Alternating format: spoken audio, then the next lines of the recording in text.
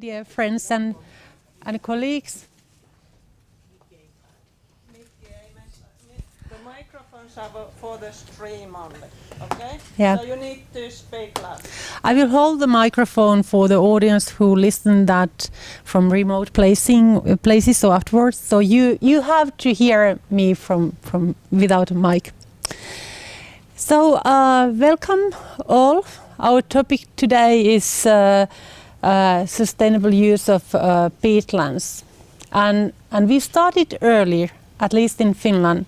We converted our natural peatlands to productive forests and productive agricultural fields, and we thought at that time that that's a sustainable way to build a national economy and income to poor Finnish people. But it was not that sustainable. We learned quite a while ago, and our challenge now is to try to find the better management practices and to encourage farmers and forest owners to really adopt and implement them. This week is very specific one because at the same time with our meeting, our seminar here, there is also United Nations Climate Summit in New York, and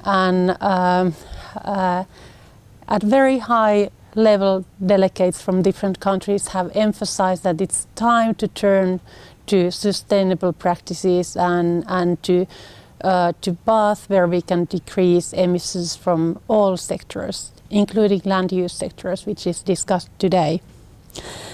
And peatlands today in Finland, they produce, that managed peatlands today in Finland, they produce huge amount of emissions. 20% of our all greenhouse gas emissions in Finland comes from peatlands, and half of those comes from agricultural soils, which is only very minor, tiny part of the land area. It's a quarter, 250,000 hectares, which produce more than 10% of our emissions, and then 5 million hectares of peatland forests used for timber production that produce 7 to 8 million tons of CO2 equivalent emissions, and our challenge is to turn that path to sustainable. More sustainable practices. This is my starting word. I know that all of you are somehow involved in this field of research or practices, so welcome you all. Challenge is huge. We are key persons to solve that in Nordic and Baltic countries. Thank you, Raisa. So I am Kati Berninger, also from the SOMPA project that's organizing this event, and so I have a great pleasure to invite our main speaker Sabine Wichmann from University of Greifswald. She's representing the Greifswald Maya Center to give us a lecture on the policy measures in different European countries.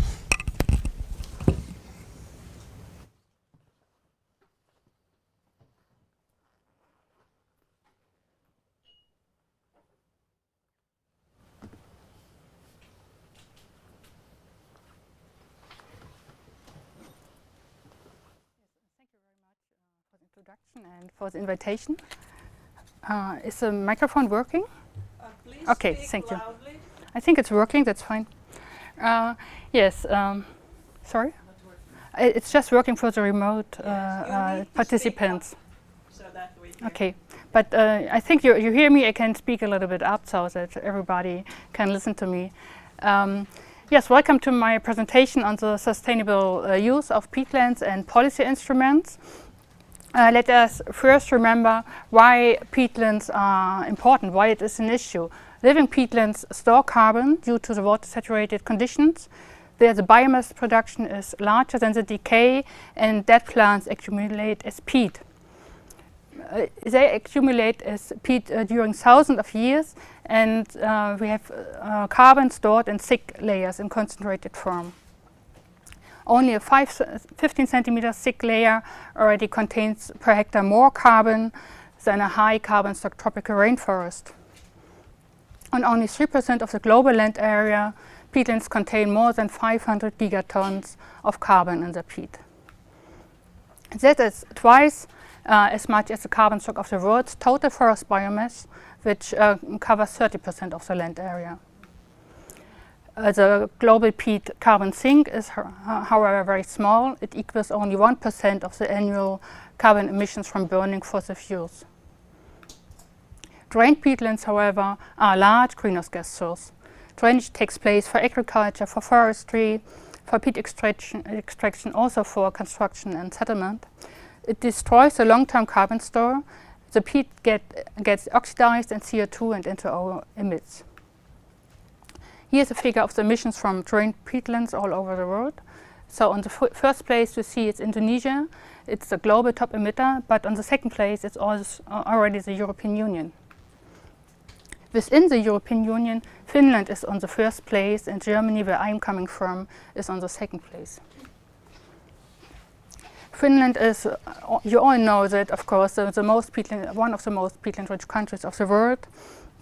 And the maximum extent of land with peat-forming vegetation was 10.4 million hectares, and remaining untouched, pristine habitats cover nowadays 3.5 million hectares.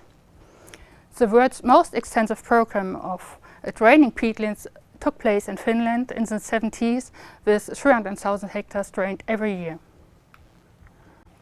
And this is a picture from today, or at least the data from the National Inventory Report from 2014.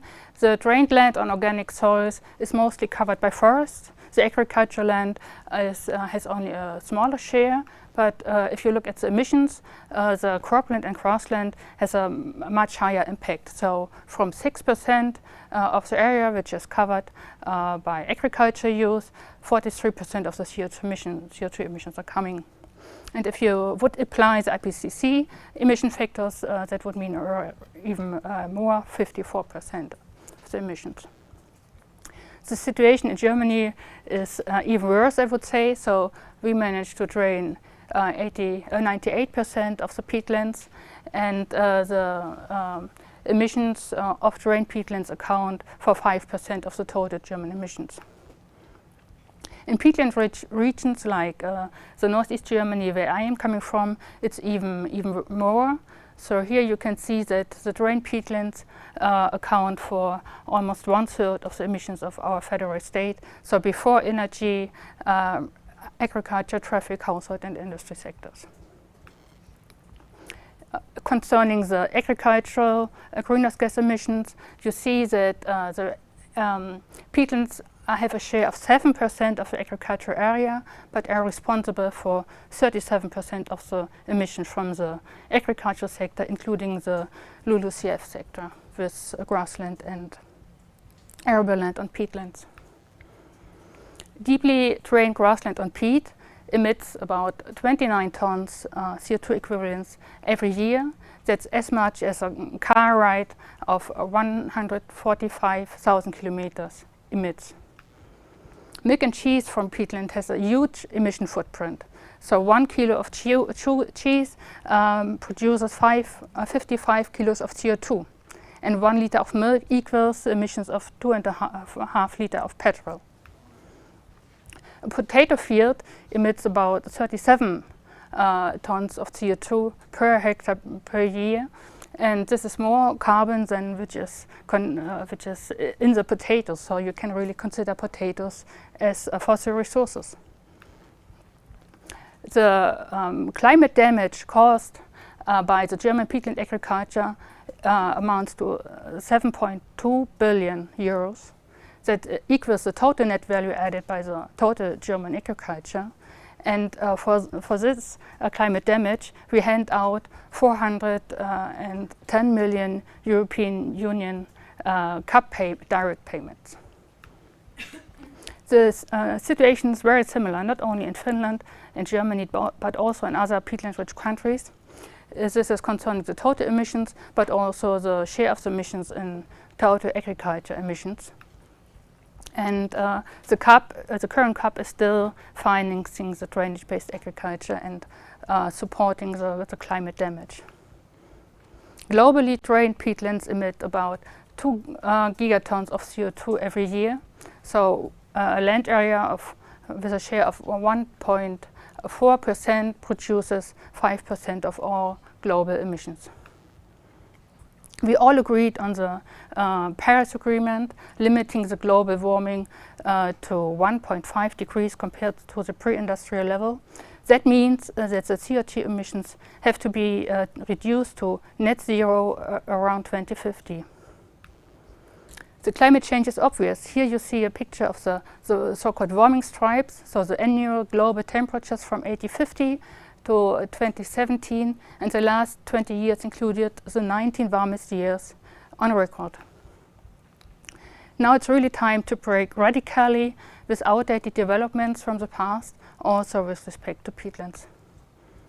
Stop draining peatlands is a very efficient measure to reduce greenhouse gas emissions, especially on agricultural land.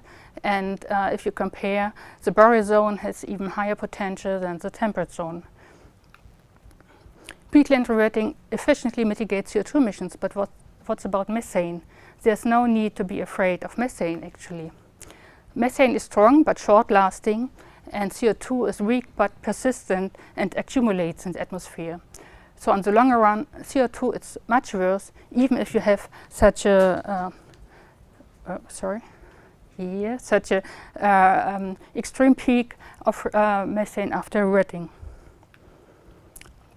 We have 4 different scenarios here, with business as usual, the red line, no new drainage, the orange line, rewet half, start now, the yellow line, and the 2 green lines, rewetting all, starting now or starting later. And for the rewetting is the best scenario of all. And rewet all, start now is even better because it avoids adding to the peak temperature, which will be in the second half of the 21st century. And if you look further in the future, the differences become even larger. But if we wet peatlands, what's about losing productive land? There's an alternative to abandonment. That's what we call politiculture. So it's a productive use of wet and rewetted peatlands. The aim is to maintain production, agriculture or silvicultural utilization of wet and rewetted peatlands. And the aim is to maintain the peat by the high water levels, so stop subsidence, stop soil degradation and reduce greenhouse gas emissions. Optional is the formation of a new peat and the provision of other ecosystem services. Politiculture can take place on bog sites and on fen sites. So we have experienced this with peat mosses, with sphagnum mosses, and also with cultivating sundew. And on fens you have different grass species suitable, as well as animals adapted to high water levels which can graze there. You have tree species as alder and willow, and also some niche crops, I would call it, medicinal plants, and in general a very wide range of utilization options for these different new cultures. This is an example of sphagnum farming. Sphagnum moss is a very high value, high quality growing media constituent. You can use sundew as medicinal plant. You can cultivate alder, which has a very valuable wood for furniture. You can use wet grasslands, for instance, for producing such biodegradable dishes here, panels, or you can use this as bedding material or for energetic utilization for combustion. You can keep water buffaloes for meat and milk production. You can use reed, traditional for thatching, for instance, in many countries in Europe. You can make construction and insulation material. You can produce paper, as it takes place, for instance, in China. You can use it for combustion and biogas generation. And cattail is also very valuable as insulation material due to the erythema. It's very light. You can use it for insulation in construction, for fodder, as tested in the Netherlands, for instance, in dairy farming, or for energy. The potential of paludiculture is, of course, climate change mitigation, especially in peatland-rich countries as Germany. It also contributes to the improvement of the water quality. Peatlands are called the kidneys of the landscape, so they have a high value for nutrient retention. You have, especially in countries as Germany, where the untouched peatland habitats are almost gone, value for substitute habitats for endangered peatland species. You contribute to soil protection by stopping soil degradation and subsidence, thereby avoiding high societal cost for instance, renewing the infrastructure or the risk of measures to face the risk of flooding, especially in countries like the Netherlands, where you are lying already several meters below the sea level. And paludiculture is also an option for rural development, so sustaining peatland use, provide income, provide employment, and develop renewable and regional products. Paludiculture thus provides prospects not only for peatlands but also for the people. We have tested several paludiculture species in several projects and got many awards for it, for these pilot projects. The knowledge is all available, so on the role of peatlands for carbon and climate change, on peatland ecosystem services, on paludiculture, and it's approved on all levels, on international, national and regional level, but we are still on the wrong way. There's hardly any implementation in place, at least no large-scale implementation, and the question is why it is this, and how can we develop solutions to face and change the situation. Concerning agriculture use, of course, the European Union gives the major directions, so the common agricultural policy. It still hands out, as I showed earlier, a lot of public money for the continued drainage-based peatland utilization. It's via the Pillar 1, the direct payment, but also via the Pillar 2, where organic farming takes place on drained peatlands, or agri-environment and climate measures do not address the question of the water table in peatlands. We have investment grants with very long-term effects, like grants for investing in new stables in peatland areas, which will stay there for at least 20 years. And we also have support for peatland drainage from the bioenergy sector, like biogas from drained peatlands, which is really a program in Germany. So all these support measures increase the competitiveness of drainage-based peatland utilization artificially. On the other hand, the eligibility of paludicultures is either uncertain or not given, depending on the culture, or only possible by exception. And this uncertainty and discrimination, of course, frustrates peatland farmers. We do need an approval of paludiculture as agriculture on the European level, and we need to start phasing out CAP funding for drainage-based peatland utilization. Another problem is that the conversion to paludiculture is really connected with high investment costs for the retting, for the planting and adapted machinery, and the farmer alone can't handle all these costs. Especially because in case of permanent cultures like sphagnum farming or alder cultivation, the revenues generated only after several years. And of course, it's still under development, and pioneers have to bear high risk at the start. So we have large barriers for the single farmers with the conversion to paludiculture, and we need to compensate through attractive economic incentives for the conservation. we just had made this experience ourselves. Some of you saw this site last week in Northeast Germany, where we established during the last months a cat hay field, and just last week planted 500,000 seedlings, but it is within a project and couldn't be handled by a single farmer. Another point is connected with the conversion to paludiculture. So society gets large benefits from climate change mitigation and adaptation, from water protection, soil protection, biodiversity, but all these benefits are not priced in as a market products.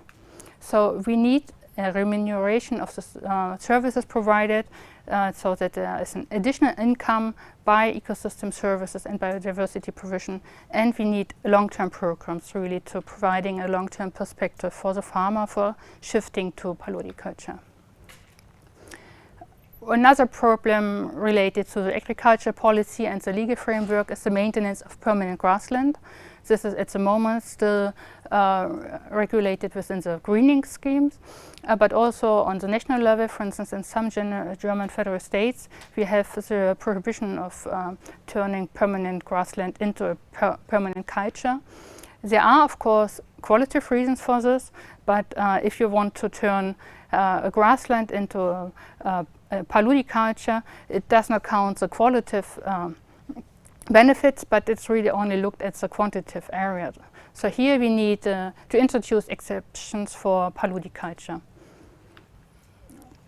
So that it's possible, for instance, to transform a drained bog grassland into a sphagnum farming site without creating somewhere else grassland on arable land. Concerning the legal framework, we also have the regulations of soil protection. So at the moment it's in the cross-compliance, the Good Agriculture and Environmental Condition Standard number 6. It's the maintenance of soil organic matter. We have also codes of good practice at national level, but all these standards, they do not differentiate between organic soils and mineral soils. So we do need water level targets for the organic soils to ensure a low impact cultivation. Such codes of good practice for organic soils would reduce macroeconomic damage and promote paludiculture. Then we have a potential conflict between agriculture and nature conservation. So if you raise the water level, if you establish paludicultures, do you create protected habitats? Will there be any rare or endangered species establishing themselves? And will there be any restrictions for the farmers? So that's really a fear farmers do have. And it must be clarified in advance that any nature conservation restrictions need to be compensated by agro-environmental schemes, for instance, as it is done in common agriculture as well. And that there's a principle of free choice for the farmer to participate or not to participate. When it comes to wetting, we face the problem of land availability. So it's concerning the ownership structure. We have a high proportion of leased land. So the owner and the farmer must agree on the transformation which has to take place. And we have a highly fragmented land and parcel structure, so that many parties are to be involved, and it takes a lot of time. We have impact on neighboring sites if you raise the water level. So implementing paludiculture on single parcels is possible, but it's very expensive. And we do need catchment area-based approaches to cut the establishment costs and the wetting costs. And we should not forget that there's already also many people living in the region, and there's some resistance due to worries and fears connected to raising the water levels. So in general to change, of course, but also when it comes to wet cellars or that trees are not considered as very pleasant, there's a fear of more mosquitoes. And it's also a question of accessibility to the land. So traditional ways which have been used by the people, they won't, of course, go there for the work in the future as well. But we experience that the acceptance of paludiculture is higher than for rewetting and abandonment. What is clear that go it alone are not possible, that we need the willingness and a lot of time for collective action. But we do have already instruments in place like land consolidation and also institutions of regional cooperation like water boards, and they can be used for hydrological planning at the catchment area level. When it comes to the farm level, of course, paludiculture is a huge paradigm shift. After decades and centuries of drainage, now stopping drainage and raising the water levels, it's a huge issue. It's a break with the family and farming traditions. There's a pressure for justification among the farming community, to the neighbors and so on.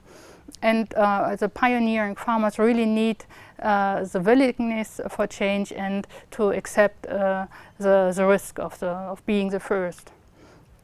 And we have still insufficient knowledge spread among the people on the impacts of peatland drainage and on the possible alternatives.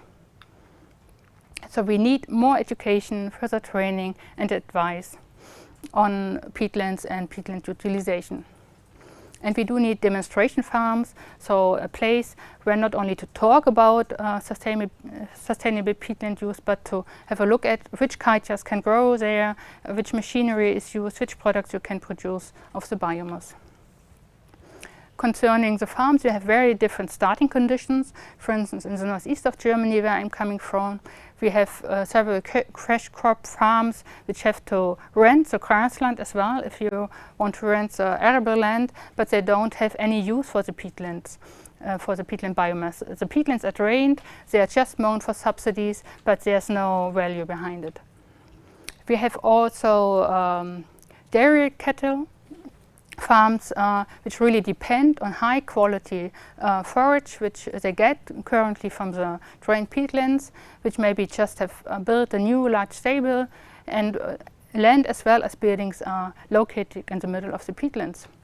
And we also have this farm type C, let's say, so where vegetable cultivation creates a high added value on drained peatlands. We can assume that the operational constraints and the opportunity costs are very different among these different farming types, and we need solutions which are really adapted to the different starting conditions. It's also a question of differences when it comes to paludiculture. So if you establish wet meadows, you have so far only low value energetic utilization options in the majority. The biomass is very, very heterogenic. The transport is not really worth, and you need local solutions like a district heating plant fired by this biomass. Cattail is very valuable as a construction and insulation material. We do have marketable products and a high demand, but so far the biomass, for instance, goes from the Danube Delta to Bavaria in southern Germany, because we don't have any farmers cultivating the cattail. And a third example is the sphagnum farming. Sphagnum biomass is high valuable growing media constituent with a large market, but we have a lack of founding material starting up new sphagnum farming sites and very high investment costs related to it. We see that the mismatch between supply and demand is difficult, different for different paludiculture biomass, and here we also need tailor-made solutions, purchasing security or purchasing support, for instance via public procurement would be an option. We have some experiences with pilot sites for single species and groups. Adapted machinery for harvesting is available from conservation management and thatching reed, and we have several future-orientated processing avenues, and every year they are popping up more solutions what you can do with this biomass, but we miss really demonstration and adaptation at farm scale. It's also important for optimizing the producing steps, and also for giving specific answers to the for the climate impact, for the impact on water quality, flora and fauna, but also and especially for generating reliable economic data. But the introduction of potatoes in Germany was also not done overnight. It took several decades and several tricks by Frederick the Great. For instance, he put up soldiers guarding the field to make the farmers interested what is growing there, and that they finally started to take up growing potatoes themselves. And we have to remember that peatland drainage and reclamation also took centuries, and it was a large effort by society to get peatlands drained, and it was not the single farmer who drained the land. Nowadays we face new challenges. We have less time for developing solutions, but we have many opportunities for action. So all the points I just mentioned really set opportunities for improving the framework conditions for sustainable peatland use. We have keep in mind that the society is responsible and not the single farmer, and we have to set the course today to make future peatland utilization sustainable. To remember the Paris Agreement sets clear targets and every sector needs to contribute. What does it mean now for peatlands? If you see the red line there, that's a transformation pathway to reach net CO2 emissions, zero emissions in 2050, and we transformed this pathway for peatlands in Germany. What you can see here are the interim goals for grassland, arable land, forest settlement and peat extraction in wetlands placed on peatlands, and we have to get them moist at first and get them wet finally.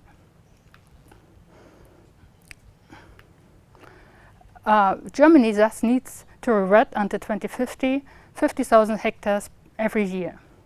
So many say that's not impossible, that's maybe naive, but you can remember Finland managed to drain in the 70s 300,000 hectares every year.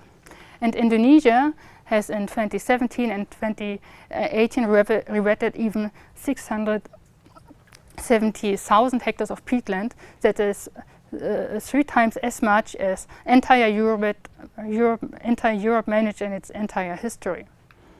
So coming back to Germany, what we put up as interim goals for German peatlands until 2030 is stopping subsidies for arable use on drained peatlands, starting already in a couple of years, phasing out arable use finally, raising the water levels for all grassland on peat soils to at least 30 centimeters below surface, and on 15% of the grassland even to the surface, and stop subsidies for deeper drainage. We need to reweight 50% of the forest on drained peatland. We need to phase out peat extraction and replace peat by renewable alternatives. We need to acknowledge paludiculture as agriculture and ensure the eligibility of sustainable peatland utilization options for CAP payments. We need to introduce investment programs and especially payments for climate action. We want to stop drainage of all state-owned peatlands until 2030 and establish demonstration farms for paludiculture. And finally, we need an education campaign in all peatland-rich federal states for reverting 50,000 hectares every year until 2050. The upcoming reform of the European Common Agricultural Policy is really a window of opportunity to setting a new course for peatland utilization. So on the European level, we have the conditionality discussed, which will be the new greening, let's say. So it's a new cross-compliance. So it includes preserving carbon-rich soils. And we have the Pillar 1 with the eligibility of paludiculture. There was already an amendment approved in spring saying that eligible hectares should also include revetted areas used for peatland, for paludiculture, but this did not get through the plenary yet due to the elections. We will have eco-schemes in the Pillar 1, which are voluntary for farmers and which can be used to address peatland issues. And we will have the national strategy plans designing the Pillar 2 measurements, and here we have plenty of possibilities for national tailor-made solutions. what can we learn from the current funding period? A couple of years ago, I made a review on potentially available incentives for sustainable peatland use. It was part of the Cinderella project funded by the European FATS-ERANET Fund, Climate Smart Agriculture. I reviewed the situation in several European member states and focused mainly on the CAP second pillar, but also included the European Fund for Regional Development and some private instruments, for instance, payments for ecosystem services. I must conclude that there are no incentives available at the moment for shifting to climate smart peatland agriculture, but we have a wealth of good practice examples, so providing incentives for investing in rewetting, for maintaining target water levels, for adapted management. We have measures to ensure the efficiency, for instance, carbon priority areas as target areas, or indicator species or scoring systems. We also have facilitating instruments which are necessary for large-scale implementation, like supporting advisory services, the instrument of land consolidation, and also support for cooperation at landscape scale. But all these good practice examples have a very limited outreach so far. They're implemented only partly and only in single member states. This is a summarizing table of the report, and I will just pick out a few examples later. So coming to the ecosystem service in focus, predominant and everywhere available support for peatland biodiversity measures, partly also water quality, especially for instance in Sweden and Denmark. Rarely it's carbon which is in the focus, mainly in the UK, I would say, and sometimes water retention and recreation are also addressed. The sources of financing is mainly public via the European Union. Some voluntary schemes like carbon credits for the private market, or also compulsory schemes where the water fee is used for peatland rewetting. We have different durations of the payments, so we have one-off payments for investment, for instance. The most common are short-term payments lasting 5 to 7 years, so the normal agri-environmental and climate schemes, and we have almost no long-term schemes what really would be needed for initiating a shift on peatland use. But what is quite nice if you have the combination of these different payment schemes, so investment, for instance, and then management support. Different points are possible to address along the production chain. So if you see here, you have different steps like establishing paludicultures with a high investment cost for site preparation and planting. Then you have the wetting itself, then the management like purchasing adapted machinery and so on.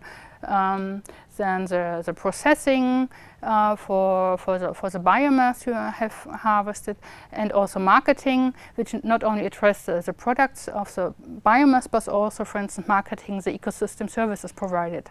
And so far, the incentives focus really only on rewetting and management, and all the other steps are not really financeable.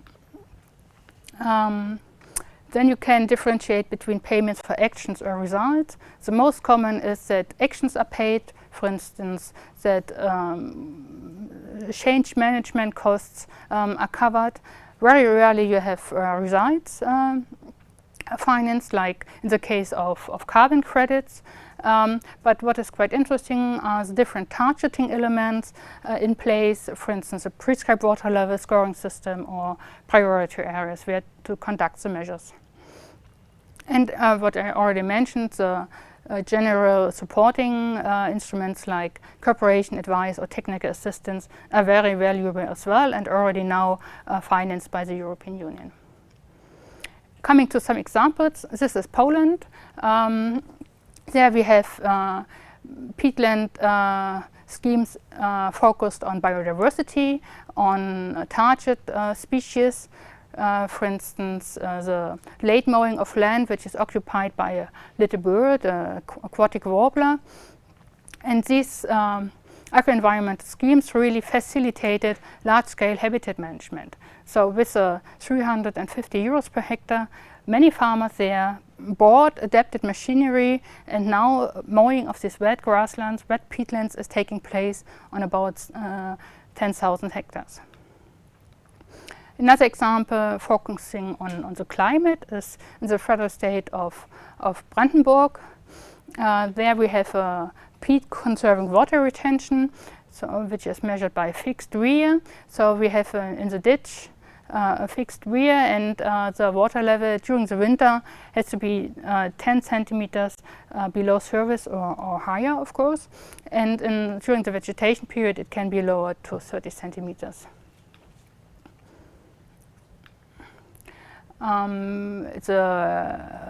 The United Kingdom and England, but also Scotland and so on, have a wealth of measures in place addressing as well environmental as also climate issues of peatlands.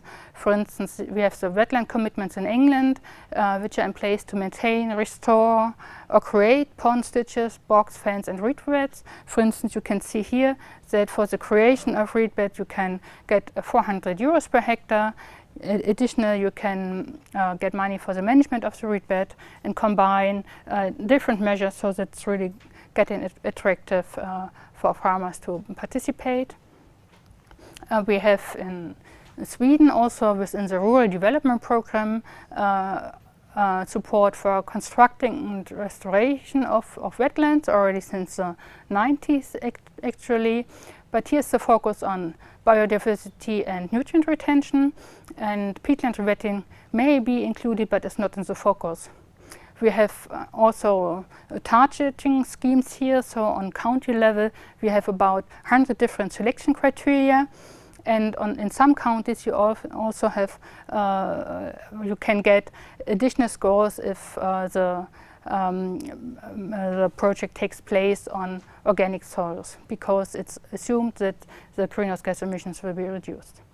You can get about 90% of the investment costs, in some cases even up to 100%, and the maintenance costs are covered over 5 years. Quite interesting is in Germany, 3 federal states managed to get money from the European Rural Development Fund, which usually address economic development, and it's for climate protection by reducing emissions from carbon-rich soils. And it's a normal rewetting of peatlands projects, I would say, with planning and preparatory measures and implementation. It's also pilot projects on adapted land use, like the sphagnum farming project of Greifswald University is also financed by the European Rural Development Fund. And quite interesting is the last point, just established this year in Brandenburg, funding regulation. It's called ProMo, so Pro Peatland. And here really farmers can get support for buying adapted machineries or buying seedlings for setting up a paludiculture site. And we have the private sector investment at last, for instance, the More Futures in Germany, where carbon credits are sold to the private market for voluntary offsetting, and depending on the project costs, you have costs of 35 euros per ton CO2 mitigated up to 67 euros. A rather similar program takes place also in the United Kingdom with the Peatland Carbon Code. But where does this take the future cap? So we do need to set a new course for peatland utilization. We have to overcome current shortcomings. We have to phase out support for drainage-based peatland use and start with it very soon. We need the general eligibility of paludiculture for agriculture payments. We need to provide attractive incentives for rewetting, e.g. by the remuneration of climate benefits. That's really a point which is missing completely at the moment and has to be set up, otherwise we can't get the farmers involved. And we need to provide long-term perspectives by long-term schemes. we may and should apply and refine the existing toolbox we have with the pillar 2. So for all steps along the whole production chain, from establishment until marketing, we should further support knowledge transfer and advice, and also the cooperation to support processes at landscape levels.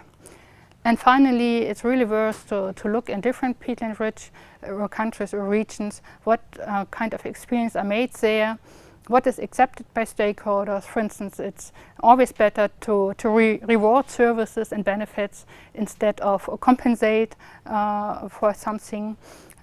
We need to reduce the financial risk of the single farmer, and what works quite well as well are basic entry measures in combination with different targeted high-level measures. We should further develop result-oriented approaches like the targeting according to carbon priority maps, and we should always check that we get good value for money, so via scoring systems, for instance, and also via comparing what does it cost to reduce greenhouse gas emissions in other sectors of the agriculture. So we do need to align agriculture policy to climate policy, keep all peatlands wet, re-wet all drained peatlands and do it as fast as possible, and if you use them wet. Thank you for your attention.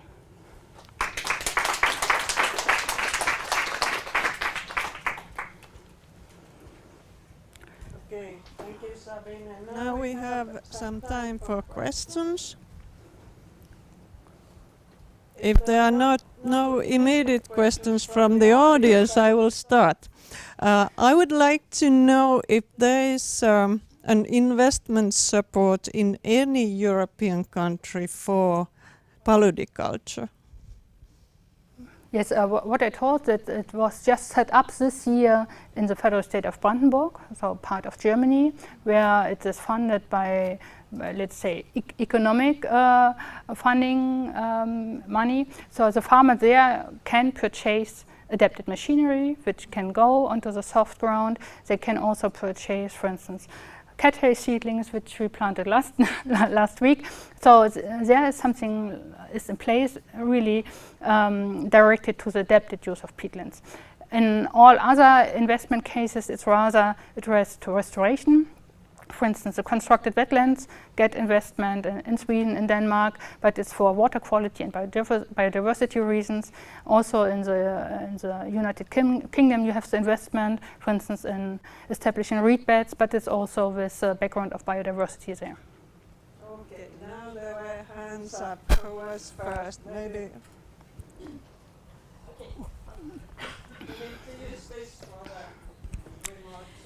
Yes, the first question is about the cap and long-term schemes. Do you see it possible to have something like 15 or 20-year schemes? That is of course a difficult point because usually the cap programs are addressed only for 5 to 7 years. But for instance, I think it's Denmark, which already have these long-term schemes for constructed wetlands with European money. So it's possible, but it's difficult. May I have another one? Quick one. Do you think that the countries in Europe understand that if they subsidize re-wetting, they should also prevent new drainage somewhere else? They should see this, I think. What do you mean with somewhere else? In their own country, or if a farmer re-wets one field and drains another one? Yeah, I think so. Could happen. I think that the first point actually is to keep wet peatlands wet. And as we heard this morning in Norway, there's a new regulation in place there now, which really addresses this point: no new drainage. I think it's common in most countries already, which has drained the majority of peatlands. Yeah. Thank you for the very interesting presentation. As far as I understand from your slides, you said raising the water table and paludiculture might be the best option in terms of climate change mitigation. But your example in the slides shows that different country has adapted different strategy. Like in Germany, re-wetting is really a good choice, but in Finland or in Norway, they are focusing on something else, like change the soil amendment, or they put some mineral soil on top of the pit. So do you think paludiculture applies for, like, what are the conditions that paludiculture applies the best? Yeah. And in what country should adapt what strategies? Well, I'm aware of other measures which are tested currently for reduced greenhouse gas emissions from peatlands. For instance, you mentioned it, putting up a layer of mineral soil on top of the peatlands, or also the subsurface drainage, which is tested in the Netherlands, also in Germany at the moment. But all the scientific results I've seen about it that shows that it does not have the impact as it was expected. So you can't reduce the CO2 emissions completely. So that's the results I have seen so far. I'm not measuring greenhouse gas emissions. The experts are sitting here, but my state of knowledge is that the other measures are not suitable really to reduce emissions as they should be done.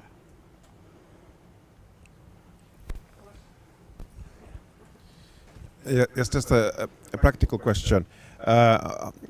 Have you looked at how easy it is to re-wet these peatlands in technical terms? I mean, I'm thinking of the hydrological balance, and also just in technical how to do it. I understand in the Netherlands it's very flat and it's the water table is highly regulated, but elsewhere it's not. Yeah, nobody says that it's easy. I just showed that it's necessary. Is it doable? You have, of course, places where it's more easy, but you have a lot of places where it's difficult to get the water in there at all. You have the sediment lying in the peatland areas, but we have to start to think really about re-wetting all peatlands until 2050. We can start with the easy stuff, but we have also to develop approaches for the difficult sites. Yes. Yeah, I think this is important to check where it's possible to do and where not. I mean, to develop criteria for that. In the peatwash project, we see the first year results show that from two study sites with paludiculture that you can get benefits for reduced greenhouse gas emissions, but it's very sensitive to water table position. So even a couple of centimeter change tips off the balance. So it's very sensitive to this, which is another difficulty, I think. First year experience. Yep, I also have to, yeah. So it's funny because I don't hear my voice. Yeah. I hear you. Yeah, but yeah. Anyway, firstly, I'd like to maybe comment a little bit on this different mitigation measures. It is my impression also that the most convincing results from mitigation options come from paludiculture. So all of these, there are multiple methods running around: topsoil addition, peat inversion, and there's quite confusing results so far from them. But then, coming from Nordic countries, my question would be, like, how would you recommend that let's take the Norwegian case, because we were actually thinking of this when we were planning the project. The Norwegian problem with peatlands is food production. And big areas or large areas are actually rather amphitrophic, so nutrient poor bogs. We could consider like sphagnum farming options, which would probably they would be suitable for covering like peat extraction sites, or compensating for them. But are there any options that would be suitable to nutrient poor areas where we would need to produce food? So I think that is a very big challenge for Nordic countries regarding paludiculture. Sphagnum farming, of course, is a good option. Because you grow growing media, high quality growing media, and the production of food in artificial systems, let's say, will gain more importance, I think, also in the Nordic countries. But you're right that the options for fen sites are much larger so far. So it's really important to develop new utilization options for the bauxite, for the petrographic sites as well. Yes, but if it concerns food security, I think there are a lot of other things we have to look at, because so far, I don't know what's about Norway or Finland, but in general, about half of the agriculture production is just thrown away. So it's not necessary to grow food on peatlands if you just save the food you are producing. So you really have to look at the whole picture.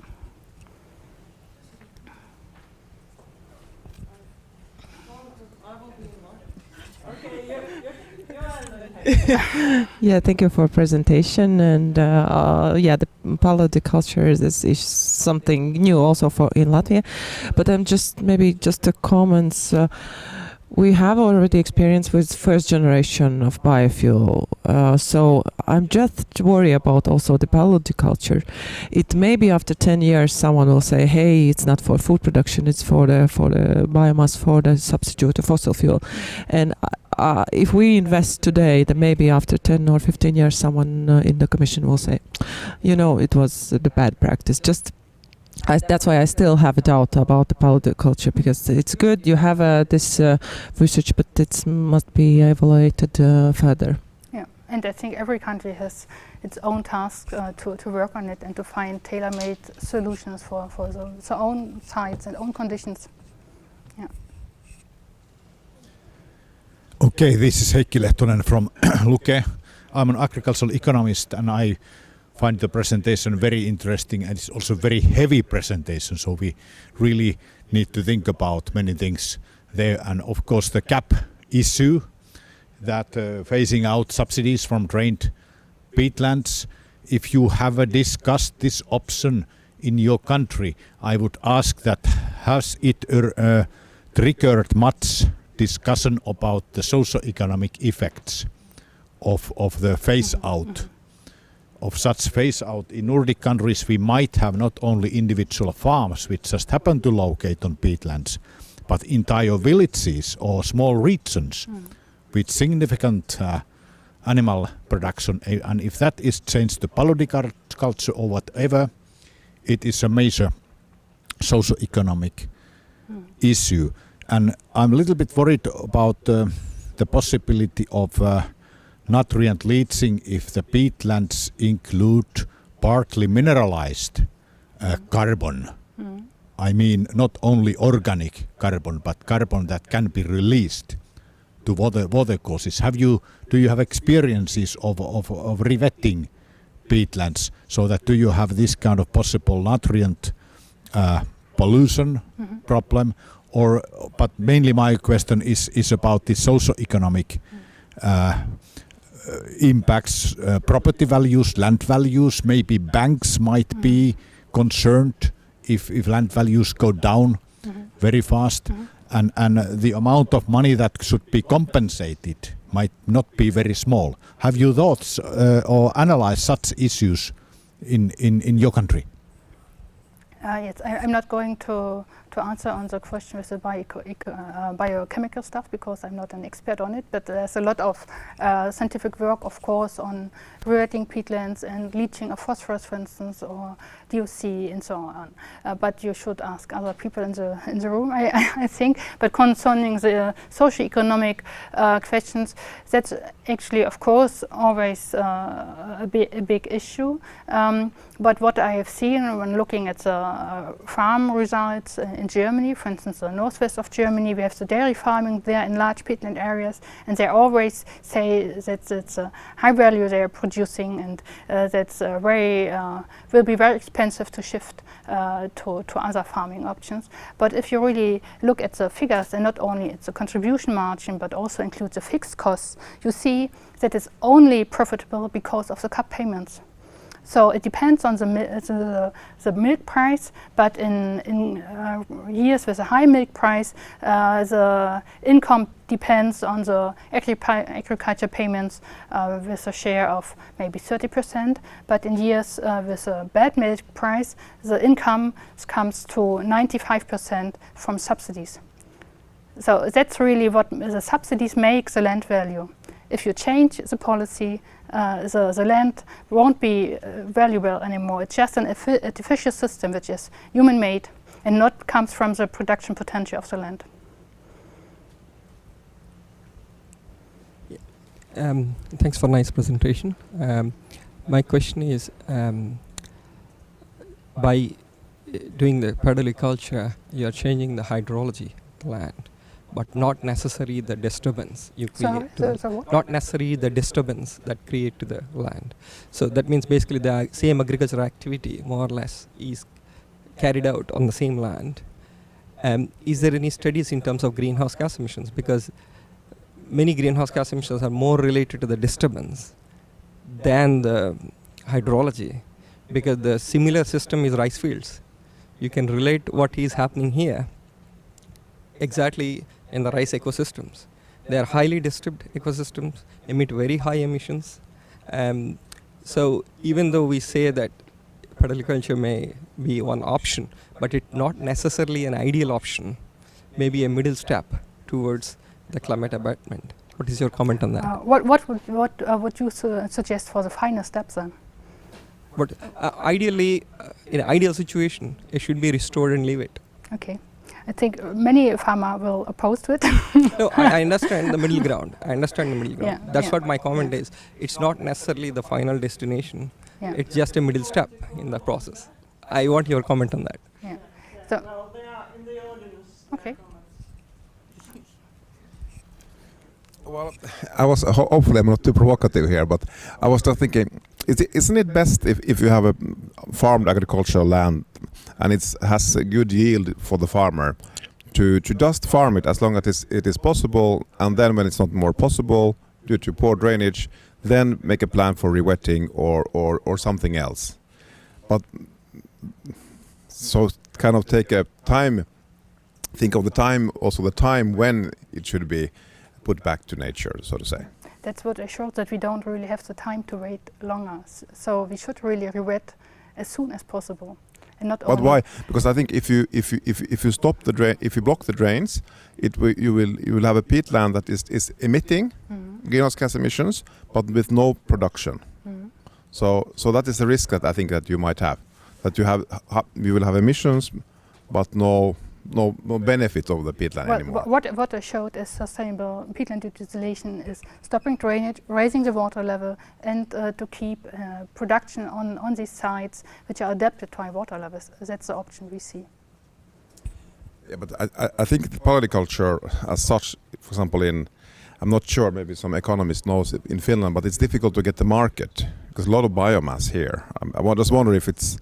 It depends actually on the plants. As I showed, you have a huge market for sphagnum biomass. You have a market for cattail biomass, but no farmer producing the cattail biomass.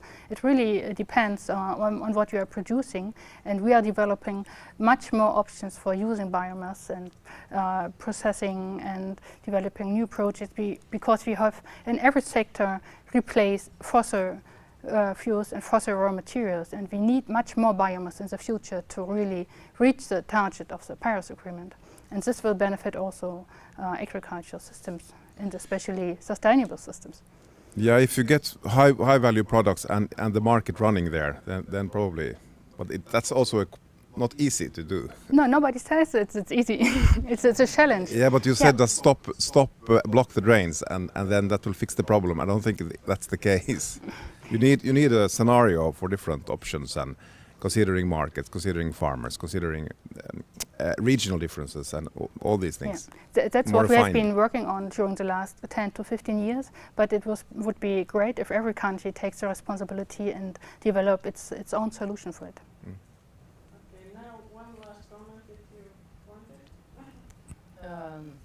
Yeah, I actually was commenting, well, but now there is new ideas. Yeah. First, I mean, well, two small comments.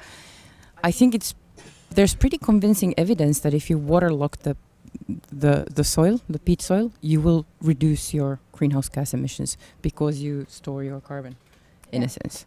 So that's the comment for the previous conversation. And then I was confused when Jagadish here commented about the disturbance to the polyculture sites. I'm not entirely sure what sort of disturbance you refer to, because eventually they are the normal agricultural practices. The disturbance means that the sites are plowed and fertilized, and as far as I understand, these are not plowed or fertilized. Some areas are grazed. That is for sure a disturbance. You may have a disturbance in the first year in the establishing, but then you have a permanent culture and no disturbance anymore. And of course, you are not allowed to fertilize water-saturated soils. So you may put in there some nutrients by irrigation, but you are not allowed to fertilize. So Jagadish commented here harvesting, but that's less destructive to the soil structure than... So what we have seen so far, greenhouse gas measurements during and after harvest, there's no change in greenhouse gas emissions. My point is exactly the same. It's a middle path. It's not necessarily the ideal solution. Now we need to go on with the program. We have a lot of time in the end for discussion, but I want to be sure that we can do all the presentations and prepare comments. So now I would like to invite Teresa Gomez de la Barcena to present on the Norwegian prohibition of land clearing on peatlands. Thank you very much. Hi. I'll just search. Yeah. Sorry. Green one. Yes, that should be the one. Is it the? Yes. Is this the for changing the slide? You need the mic. Is it working? Yeah. Oh, you have the mic. Yeah. Okay. Yeah, thank you very much. Thanks, Sabine, for a very nice presentation. I think there's a lot of good ideas and inspiration from Greifswald that we need to take home to Norway. My name is Teresa Gomez de la Barcena. I'm from NIBIO, the Norwegian Institute for Bioeconomy Research, and I would like to just make a very short slideshow to tell you something about Norwegian organic soils or Norwegian peatlands that have been really in debate lately. I'm participating in a Norwegian peat project called MIR, which is about climate smart agriculture on peatlands, and Hanna Silvenoinen is the coordinator of the project. And some of you have already heard a little bit about this earlier today, but just to let you know why Norwegian organic soils have been so debated lately. In 2012, the parliament in Norway agreed on different things, among others, that the new cultivation of land should account for climate-related effects. And this is really something to keep in mind, because what I'm going to tell you now briefly, for Norway, it's about land that has not been cultivated on organic soils, but that potentially could be cultivated. So it's a slightly different starting point. And this klimaforliget, as it's called in Norwegian, is one of the background issues. The other one, mentioned by Hanna in a comment, it's a Norwegian food supply. They want to be as self-sufficient as possible, which means you need a lot of agricultural land with an increasing population, and there is not a lot of that in Norway. As you see there also, there is not a lot of land to grow, for instance, grain on, which is really important in terms of self-sufficiency. And in addition, the national inventory reporting that every country submits every year to the United Nations Framework Convention on Climate Change have highlighted organic soils as a key category, so to say, because these areas with organic soils have high uncertainty in terms of areal estimates. We don't know so well how much area we have. We know a bit better now, but there is some issues with that. We know that there has been, according to the areal estimates that the Norwegian inventory reporting is using, it has been an increasing land area of organic soils that have been used for agriculture and other purposes. And also we know that these lands have a very big importance in terms of greenhouse gas emissions, as we have been hearing. So because all of these reasons, they are important for inventory purposes as well. And then in Norway, we have a drainage ban for forestry activities since 2006. And until this year, we didn't have one from agriculture. And that was the question, why is there for forestry activities and not for agriculture? Because of all this background information or background issues that I just told you about, we in NIBIO were asked to do an evaluation of the climatic effects of cultivating areas that are currently organic soils not being cultivated. What happens if we do cultivate them? And how much greenhouse gases would we save if we prohibit the agricultural use of these lands? And this is really a difficult thing to guess, given the fact that we have large uncertainties on the land areas, on the emissions, etc., as I told you. But of course, we concluded these areas are very important climate regulators. They store large amounts of carbon, and they also deliver many ecosystem services that are very important. But we estimated that depending on the rate of newly cultivated land every year, which is a guess, Norway could save, for instance, something between 200 and 600 kilotons CO2 equivalents per year.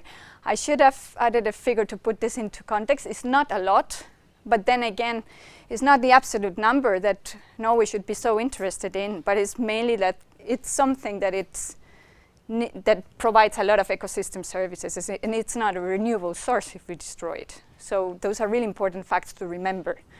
In addition to that, we had to analyze a bit which areas we thought in Norway would be most strongly affected by the potential cultivation ban that now is in place. And we end up saying that it would be somewhere between 15,000 and 20,000 hectares. That's not a lot, that's very little part of Norway. However, of course, those areas, as somebody was pointing out, are, they're villages, towns, regions which are really concentrated on this peatlands. So there is not much alternative land available. And for that reason, it's important to find alternatives in these areas to peat cultivation. Overall, we concluded that a cultivation ban was a positive measure from environmental point of view, from socio-economical point of view, because the lost value from non-cultivating the organic soil in Norway is much lower than what you can gain in terms of greenhouse gas savings. So after that, there was a proposition to change the law that now has been changed. But in the meantime, there was, of course, a hearing process where everybody, all interest organizations, could send their opinion about it. And I was looking at it, and there was in total 163 statements from a very large and diverse group of interest organizations, from landowners, agricultural organizations, single farmers, a lot of different things. And the main, as you see, most of them were against the cultivation ban in Norway. But in this case, the main arguments were most of these organizations against were saying that there's too little knowledge on the climate effects of cultivation of peatlands, which I think it's something very important to consider, because Sabina was saying we need some education, or we need some more information about what does it mean. I mean, is it really that bad? Apparently, the climate issues regarding the use of peatlands are not always that clear in society, despite having very good evidence that, we will lose a lot of greenhouse gases if we are cultivating these soils. Then again, they claimed that there was very little knowledge on alternative methods for cultivation, and in the case of Norway, there has been a very strong interest especially from farmers' organizations, on figuring out whether peat inversion is a good measure to maintain peatland cultivation and reducing greenhouse gas emissions. There is actually an ongoing project now, and I think maybe another one on the way. But still, these are projects that have been rather small scale. And you know, if for those of you who work with greenhouse gases, variation is enormous. So you really need a lot of work, experimental work and modeling work to really get certain answers. So there's a lot of discussion about that, because of course there's also, it's an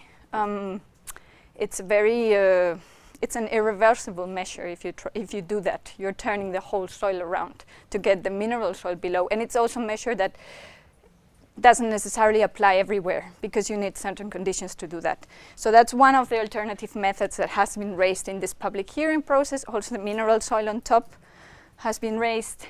And then again, also a lot of these organizations were claiming that it was not the cultivation of peatland that was the big issue, losing these organic soils. It was mainly the fact that we are constructing in Norway on many of these areas, and there's much more land going to that than land that will be cultivated. We have not analyzed that in our report. We were not asked to do that, but it is true, that's an important point, and that has not been addressed in a Norwegian context. Then some other organizations were claiming that if we ban the cultivation of peatland in Norway, that will threaten the food security. There is quite, I would say, from NIBIA perspective, arguments against, because many of these areas where we have the potentially cultivable peatland are producing grass. And it's not grass that is the big issue in Norway. We really needed more areas where we produce grain, basically. So you could argue that it's not the big issue. We have quite a lot of grassland area already. The real bottleneck is the grain production. And then almost all of the statements against were advocating for compensation to some extent.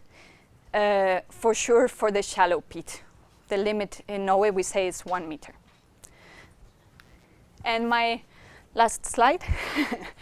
So what now? The law has been changed. Now it includes climate impacts in the context of new cultivated land. So now it's banned to cultivate peatland in Norway for agricultural purposes. It came into force 1st of July. We still don't know how compensation measures will be in place, but there seems to be, it seems quite likely that there will be some compensation measures, but we will see about that. And in addition to that, the Norwegian Agricultural Agency and the Norwegian Environment Agency also have a parallel wetland restoration plan in which peatlands are included. And this is ongoing. They are trying to do it in natural reserves for the moment, and also they want to expand it to private landowners. And yeah, we will see, but it seems like this is also something that they want to proceed with in agreement with this Klimaforlik, or this climate agreement from 2012. And that's all from me now. Thank you very much.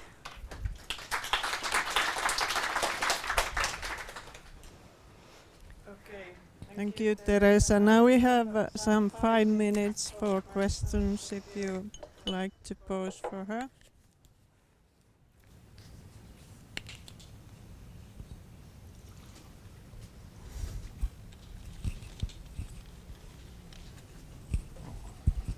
Maybe this is more a comment or a continuation of the discussion. Because one thing is clear for me, at least, is that agriculture is a quite conservative sector. Farmers are doing what they have done before, and they are not getting much of support for inventions.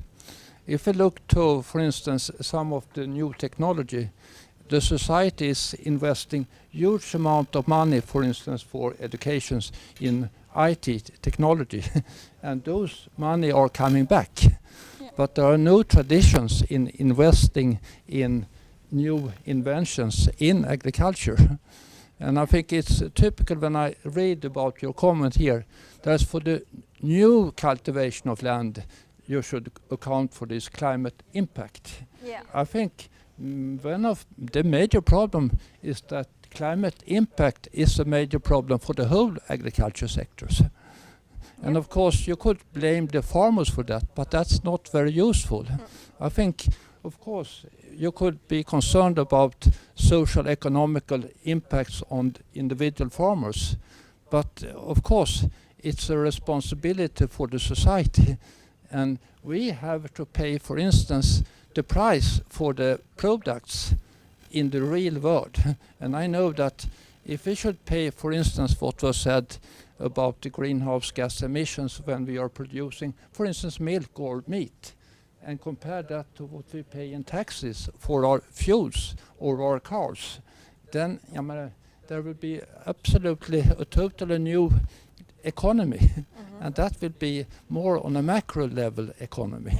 I don't know how to what I would like you to comment, but I think especially I feel that what we need is innovations and see the opportunity, and that was what I was so happy for the former contribution here. And of course there are many new ways to make money for farmers that would like to be innovative. We should not be so concerned about the farmers. The farmers are, of course, in a good position if we look to what is going on in the society. We have been subsidizing the farmers for their products, but we have not been supporting them for their innovations. Yes, you're absolutely right. Yeah. And I think this is really showing that Norway is trying to move towards the right direction, climate-wise, but it's somewhat building the house from the roof. And I agree with that, Okay, any other comments or questions?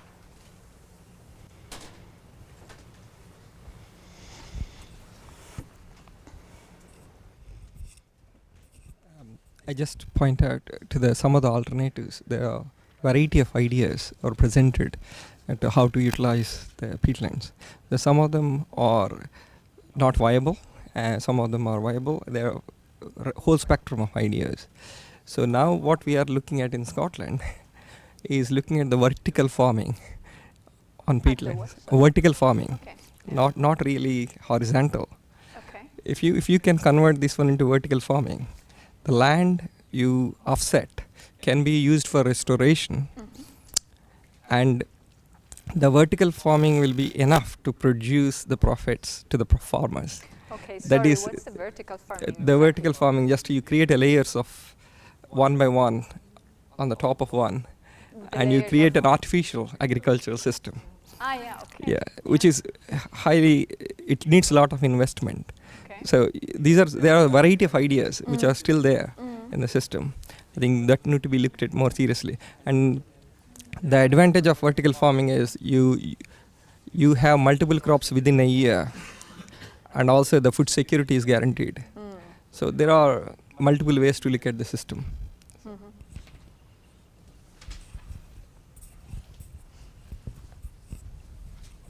Okay, thank you. So I think we go to the stakeholder commentaries. So we have 3 stakeholder representatives from different Finnish organizations. So first we have Tuula Larmola from the Finnish Peatland Society.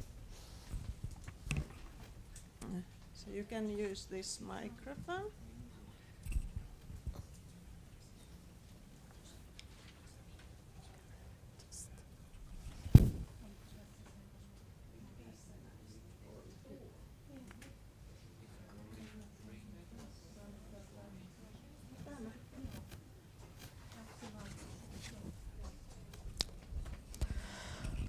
Well, good afternoon, everybody, and thank you for the opportunity for this comment. I didn't plan this flow, but anyways, I'm going to start with introducing who we are and what we do in Finnish Peatland Society. So we are a scientific society, and our aim is to promote research and sustainable use of meadows and peatlands. And our members are scientists and then peat and peatland experts and stakeholders, and that's also reflected in our board.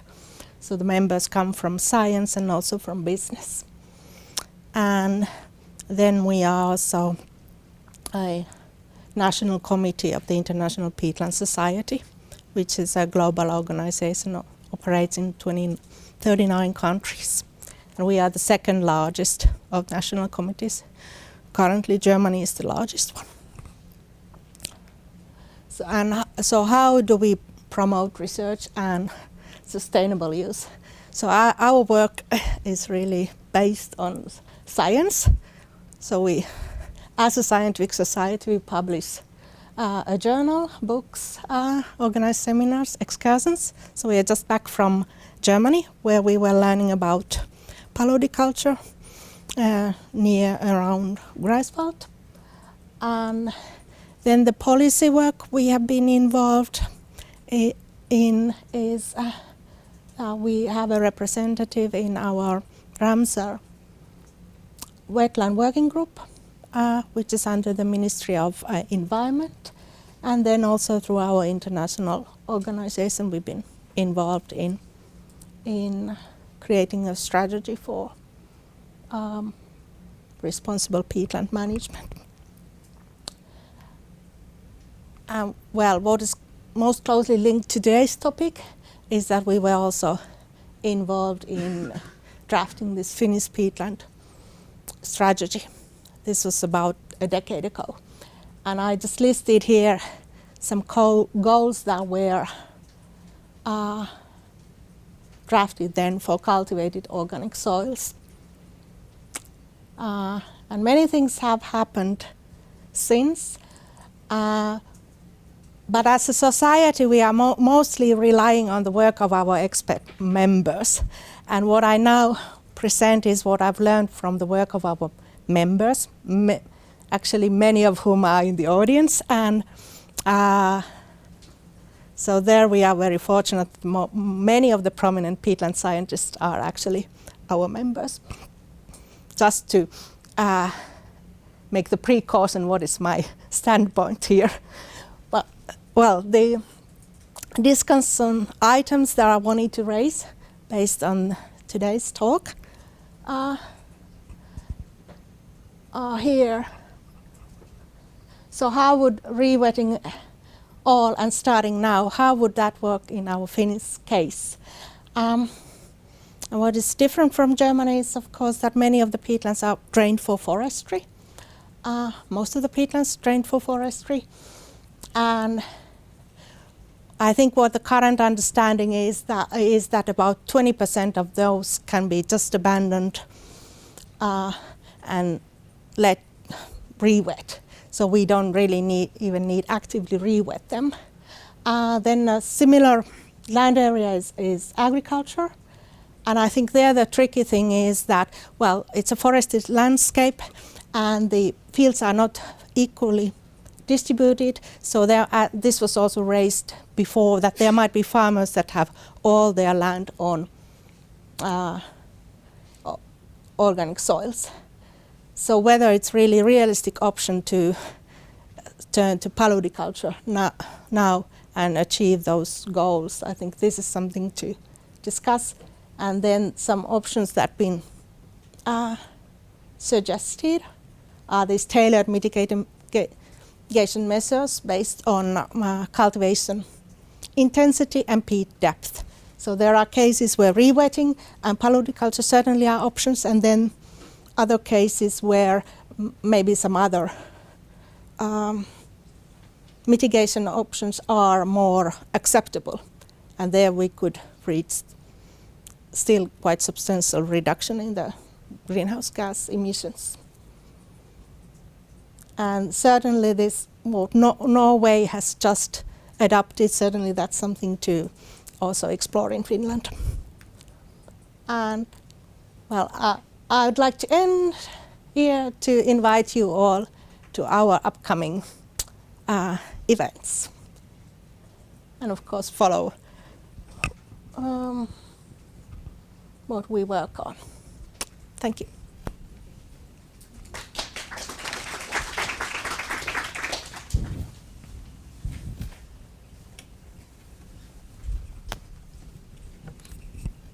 Okay, so next commentary is by Liisa Pietola, from the Central Union of Agricultural Producers and Forest Owners. Welcome.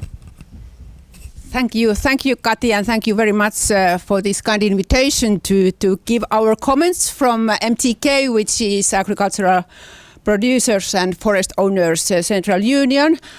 I'm Liisa Pietola, and I have worked there for 8 years as a director of environment, and my background is a scientist. So it has been really interesting discussion today from the scientific point of view, and of course also from food production point of view. So very heavy discussion actually, and very interesting, and thank for everybody of that. So to start with that, of course, to mitigate and to adapt climate change, we need to make most of use our soils, and especially our organic soils and peat soils, because they are emitters, so we really need to take them on the loop and try to make our businesses there better. So we need to improve, and there are willingness a lot, as you see that I just wanted first to highlight what our members, our Finnish farmers are saying. So they have giving environmental promises that they really also try to apply climate actions, and we now are looking this about all environmental promises, which is listed here also, but let's focus on here. And then we made our climate program, and there are plenty of suggestions how to cope with organic soils on forest and and for agriculture. And for 1 year ago, we also asked from our members that how important is these promises for your own work. And they said that we act against climate change, it is important. So all promises regarding our water and biodiversity and energy challenges and climate change, they do all matters. And this is data behind the members. And this is just telling you that we are willing to improve, and we really are looking for research and the results and markets. Today we talked quite a lot about paludiculture, and I would say that we don't have such a market for these products yet. So we need to have these first, and then we can remove to CAP and etc. But we are not ready yet. That's my kind of comment for this discussion. And I also would like to highlight our policy paper, because this is so this is so hot issue. So last July, in addition to our climate program, we made this kind of policy paper, and I just now present the highlights for these policy papers, which have been already discussed quite a lot today already, so that we need to look Paris Agreement in respect. And now I take this Article 2, which says that we cannot threaten food production. Climate action should not threaten food production. So we need to respect this too. Just be back to our latest discussion. I just want to remind that. And Agenda 2030, there are social pillar. And as you see and know that in Finland we have these peatlands located on certain regions. So it is about social thing. Social sustainability. We need to respect Agenda 2030 when we are talking about this. So thing is not black and white. Okay, just 1 minute left. Site-specific on-farm driven solutions. We need to have plenty of options which can be chosen by the farm, because he knows the best the conditions. And we need to look, of course, the data by our researchers. Here is Kristina's et al. Publication in our policy paper, where are listed also paludiculture, but also minimum tillage and grass cultivation, etc. There are different options. And before that, before we go to the policy, we also need to have definitions and transparent emission factors. We are still lacking of them. Thank you.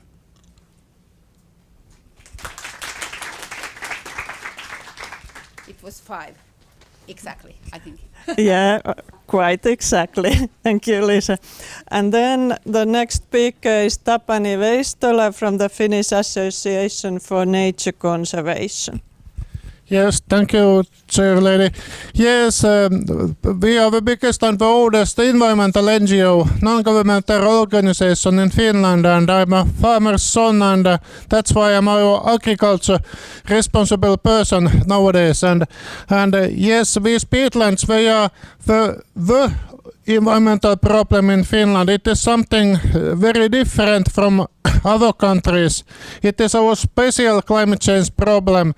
Yes, as we know, this peatland agriculture, it is as big as climate change problem as our personal car traffic. So it is our main concern. Yes, and thank you for your excellent presentations. They were very inspirational. And I'm also thinking now what to do next, because it is the most important question. And of course, the basic thing is not to make more peatland agriculture anymore. So we should not open any peatlands anymore. Let's stop it now, as Norwegians have done it. We don't have such a law in Finland yet, but let's see what is happening in the future. Yes, and of course about the box and Myers, we need of course the conservation program of Finnish Myers and box. We had an old program, but the new one has been planned but not implemented. So it is important to do now. And it is in our government's program now. And then we need also restoration. And we need restoration also for these former peat fields. And this is something new in Finland. This is something we don't have done.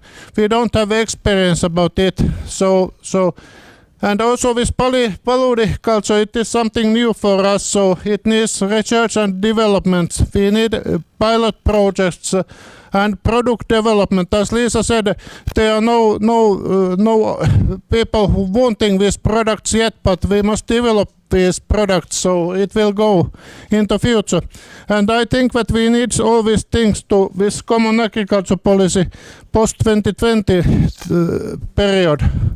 Now, in general, what we need is the total exit plan for the peat use in Finland. So, as you know, now it is even bigger problem that we are also burning peat. We are mining it and burning, and with this is something extraordinary in the world nowadays. And that's why we need a strategy for make this sustainable change. So now in the government's program there is this land use sector climate program. We don't know yet what it will contain, but I think these things we have today discussed must be there when it is planned. Yes, and we need also money. This common agriculture policy money is debated today, but also I think that we need the structural funds and European Social Fund money, because, for example, somebody talked about these big machines we need. So I think that these big machines for politiculture, they can be easier financed by this structural funds than the CAP money. No, yeah. In general, we need such a peat commission as Germany had when you were stopping you used this EU money regional politically sustainable change when you stopped some of these big coal mines. So I think that we must make such a good sustainable development plan also in Finland. But in any case, if we are making any delays, these emissions will be bigger, and we are going to have, like British people now, they are going to have a hard Brexit, and it will be bad for everyone. So hard exit for peat mining is also, and peat agriculture is also much harder for everyone than planned, very well done change. Thank you.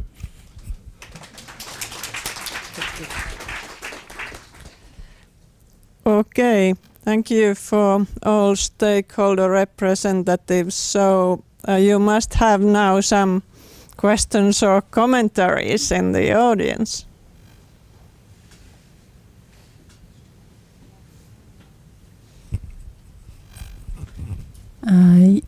Yes, I'm Raisa Mäkipää. I forgot to say that in the beginning, head of the SOMPA project.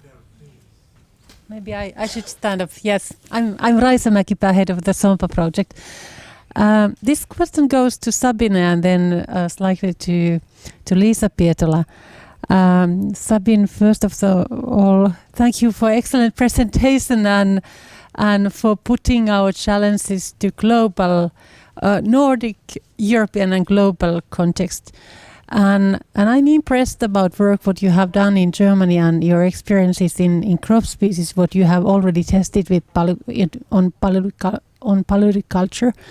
But what is your vision or current understanding? What are the most profitable crop species what you can grow on wet peatlands?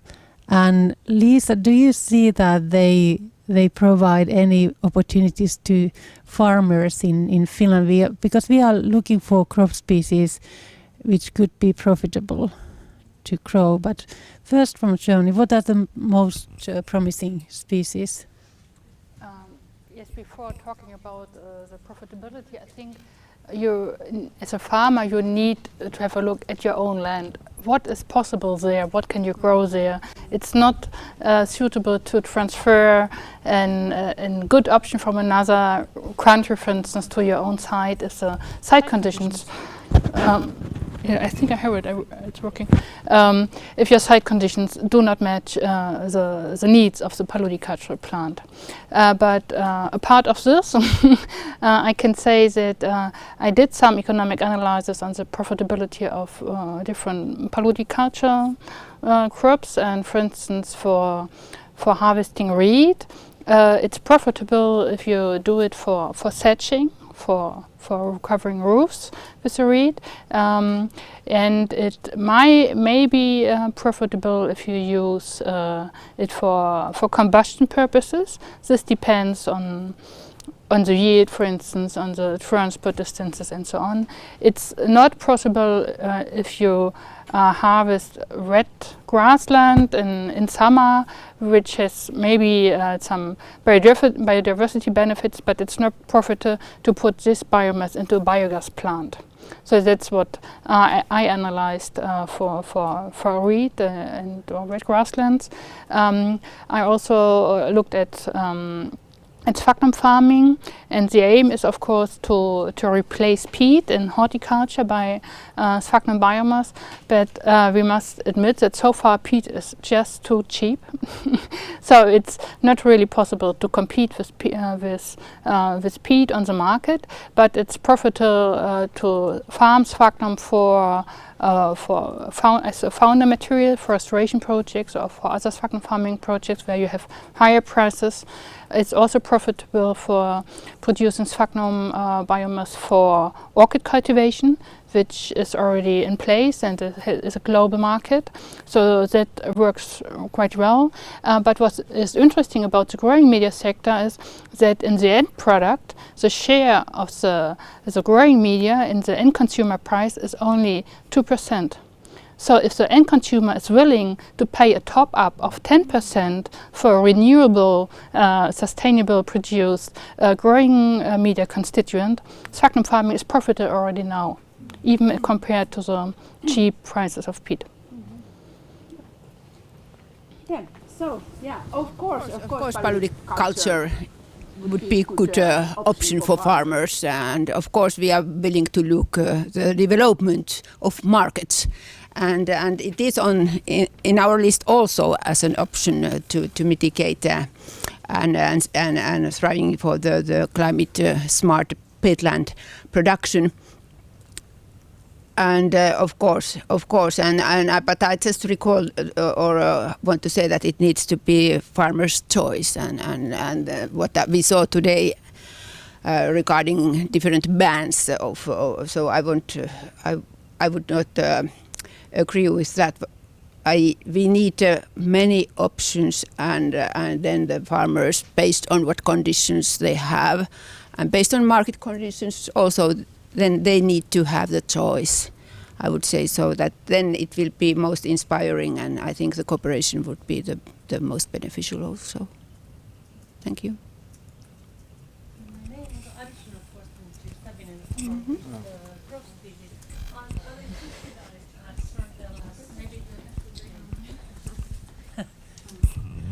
Additional question to Sabine. Are these crop species, what you mentioned, are they subsidized as well as normal crop species, or with subsidies, and especially with payments for the ecosystem services provided, they would be more profitable, of course. Yeah.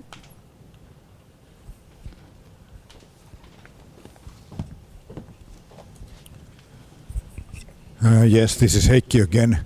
I see it important, as you pointed out, that the value of emission reduction from peatlands, at least in some cases, it can be larger than the value of food production on peatlands. And that is a serious issue to think about for policymakers in the long term. If it is really so, then compensating and incentivizing landowners and farmers to find peatlands possible to be used easily, I think the most easiest one should be picked up first. And I would say that landowners and farmers, they know best their lands than anybody, so that I think this is a good test that can societies become really climate smart, so that can we give incentives for people to find climate smart and low cost abatements. But then there is also another aspect, that what do we do with the very large scale revetting of peatlands? Will that realize also if we give some smaller incentives? How will it? Is it feasible to revet tens of thousands of hectares, for example, in one shot? Is that still low cost? I think there is much work to be analyzed. Also, that in what scale this kind of emission abatements can work and be cost effective for the society. So I'm still a little bit wonder that if you have been recommending revetting peatlands as a very priority option, that how much discussion that has triggered in Germany.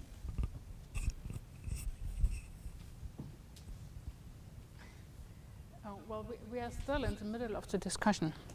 So the transformation path we proposed from the Greifswald-Meyer Center, of course, many people say that's unrealistic, but it just illustrates the implications of the Paris Agreement for peatlands. So what we should really do, and how we can do it, and how we can find solutions adapted to the different farming conditions in the different regions. Also within Germany, it's still a process, and it has to be a societal deliberation process, of course.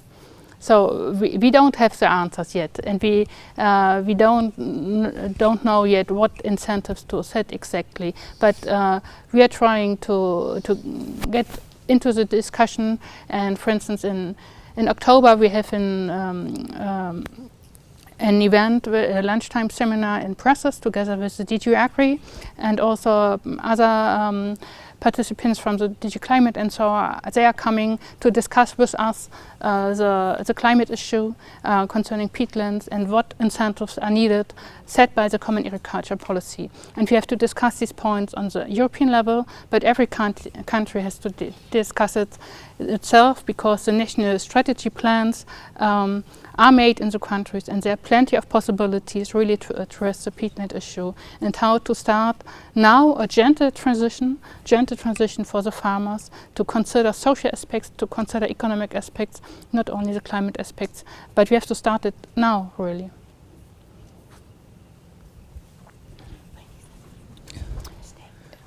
Yes, I want to continue what you just said about the multi-level interaction because I think peatland, the policy for peatland is in the EU level, in the national level, and also in sub-national level, and in some area maybe in the regional level, local level, and also the policy for beyond peatland management, like a water frame directive or renewable energy policy or biodiversity strategy, like what are the situation of coherence of peatland policy and other policies? And do you see any development of this coherence between different policies? Of course, there are many synergies between climate policy and the Water Framework Directive, etc., if it comes to peatlands. But I think it's still a problem that it's very sectoral thinking, also on the European level. And yeah, I think they're having been working on paludiculture and on peatlands for more than 10 years. I really see much of insights now also on policy level, on the different policy levels, that there's much more information available, much more understanding there, and much more thinking and linking the different policies, but there's still a long way to go.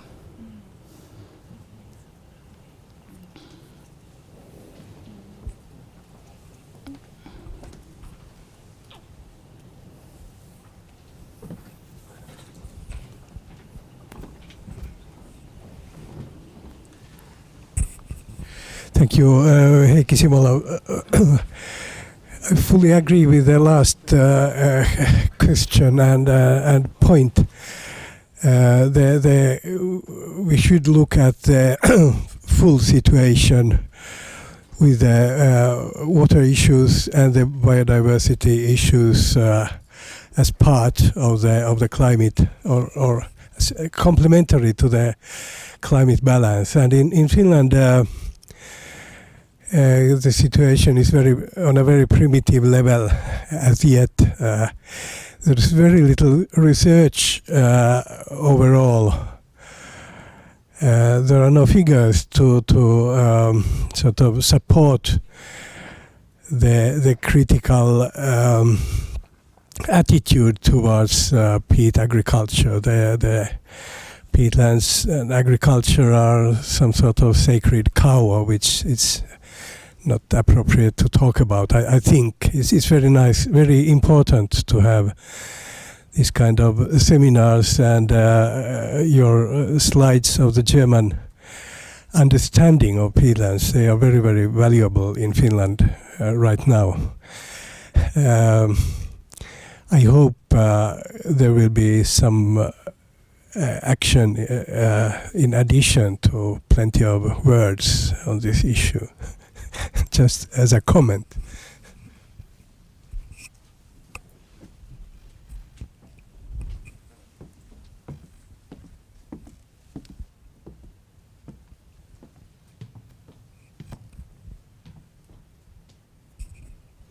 Hello, I'm Hanna Mattila from the Finnish Innovation Fund, Sitra. Thank you for the very interesting afternoon. In Finland we have this very strict target of having Finland as a carbon neutral society in 2035. It's in 15 years, and I think in couple of future years we will have a rush in this also in the area of peatland discussion. And I'm always like more and more thinking like, what's the vision? What kind of peatland use do we have in carbon neutral Finland 2035? And that is what we are lacking maybe. And I hope like we could discuss more about like what kind of use could it be in future years. Of course we now know the situation and how much do we have, and we have some possibilities, but what is the agriculture, what is the land use like in 2035? Thanks.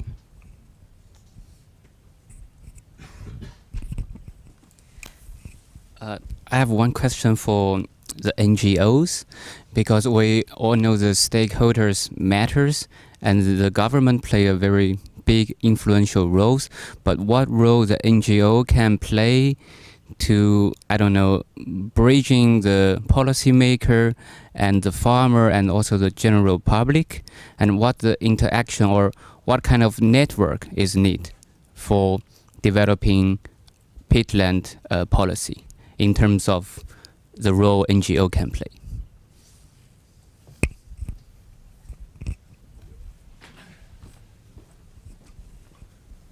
Yes, thank you. A good question. Yes, in Finland we are such a little country that nearly everybody knows each other. We are friends. Even we have some disagreements. We have been having party with Lisa and other people. So it goes in this country. So it is rather easy in Finland to make cooperation. Of course, our role is to raise problems up. For example, today it was a meeting of European Union agriculture ministers, and in their press release was not mentioned one word. Peatlands were not mentioned because it is a black hole in our politics. So that's why it is good that we are now discussing here. So that's why we must. But of course we have possibilities. We can make proposals and we can discuss with people and we can take part in very many projects. We are invited in very many projects as we today and we make practical cooperations, and we have as a members also farmers. For example, at least 2 of our regional office leaders, Germans who are working in the rural areas, they are themselves farmers and very many of our members are also in countryside, they are farmers, and we have also media work to do, and of course international cooperation. Our chairman was today, head of Protection, Jouni Nissinen, was today representing European Environmental Bureau in this EU Ministers Conference for the first time ever. But anyway, and also in Finland we have this network, so we have only our imagination is the limit to make this influence, and of course we must also discuss with consumers and of course try to establish markets for these new products and promote them if they are better than old ones. So very many. If you have good ideas, please tell me. So, thanks. Yes. Same words, that we have very good cooperation, and that's very much needed. We have common goal. We all need to mitigate. Everybody and every sector need to mitigate climate change and also to adapt. And therefore we need to discuss a lot to make the whole picture, to see the all in this picture. Because as today we have discussed, this is not so black and white issue at all, and therefore we need to continue just to combat climate change. And maybe I would also like to say one thing, that part of adaptation, because we have had 2 quite dry years in Finland, and during both years organic soils, they have produced the best. So it is also the kind of, if we think about this in food production, the biodiversity and also diversity of soil types. So we need to also understand that it's part of adaptation to have different type of soils for food production because of their different hydrological properties. So just, I didn't say that before, but I just want to say that also. But yeah.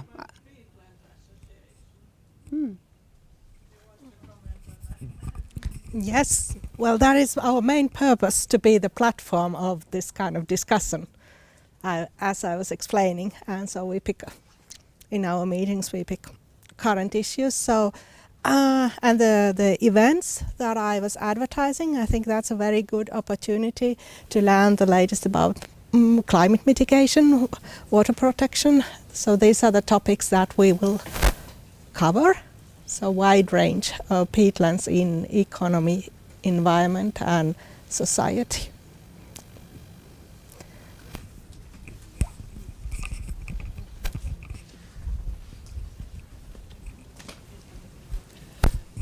Okay, I think it's time to close today. Thank you very much, and special thanks for Sabine. Let's give applause.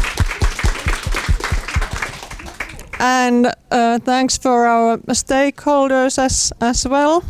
And thanks for everybody for lively discussions. So as we saw, the work must go on.